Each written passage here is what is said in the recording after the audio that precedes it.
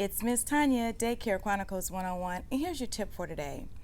I want to speak to that provider that is struggling with a difficult child, a difficult parent, or just a child that you're not able to comfort, a child that you may not be able to deal with the crying, or a child that is being mean towards the other children, being severely aggressive. Let me say this.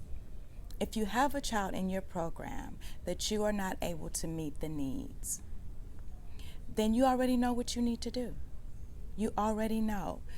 I had a provider call me on Friday evening, and she was saying that she had a parent who the child was just crying, and it was affecting the other children, and she just didn't know what to do.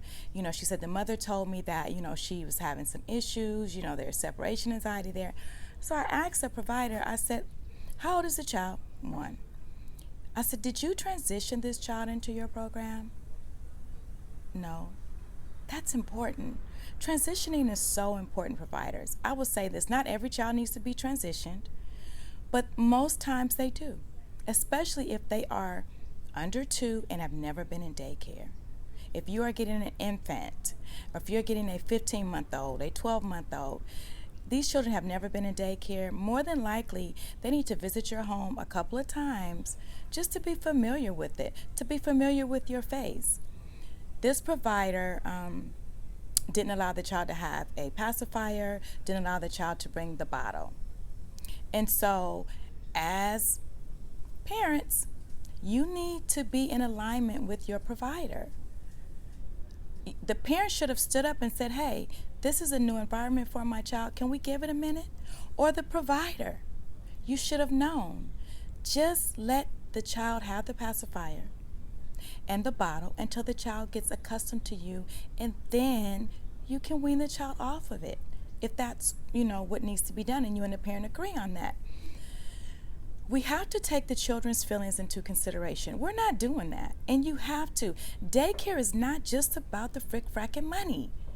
It's not. Especially if you're going to be stressed out, if the children you're in the daycare are going to be stressed out, if your family's going to be stressed out from hearing this crying and everything, we have to, do some research and come up with policies that will work for us. I believe in transitioning because I have been that provider who has not transitioned, and you got this child that's crying. Now, granted, just because you transition, it doesn't mean that the child is not going to cry. I'm not saying that, but it makes the process easier. I've had children that would just holler maybe for 4 or 5 weeks, not constantly all day, but would do that whining and stuff like that, and then one day they just stop, and then they're good. They just need to get comfortable with the environment. So my advice to this provider was, since you've had the child for a week already, why don't you and the parent let the child go half a day for maybe a week or 2, just see how the child does. You don't know how the child may do, and then let the child have the bottle, let the child have the pacifier. And once the child gets accustomed to being there, then you can wean the child off of all of those things. They're gonna be so busy during the daytime, they're not even really gonna care about that pacifier after a while. I had another provider DM me, and she was just saying, I have this family, and I just really, basically, she didn't like the child anymore. And that may seem harsh, but it's real. You don't like everybody that you meet. You don't like everybody that you see. This child was just stressing her out to the point to where she was not happy to see this child. So I said, it's time to let this child go. And her thing to me was, but I need to replace him. Girl, so you just gonna have this child in your daycare for the money that you don't care about? That is stressing you out? That he's feeding off of your energy now when he comes to the daycare? No, that's not okay.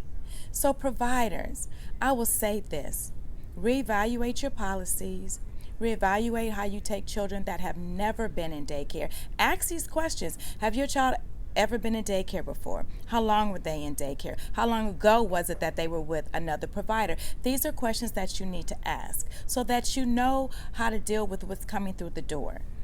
And all money ain't good money. I don't want to see nobody on the news, okay? Nobody.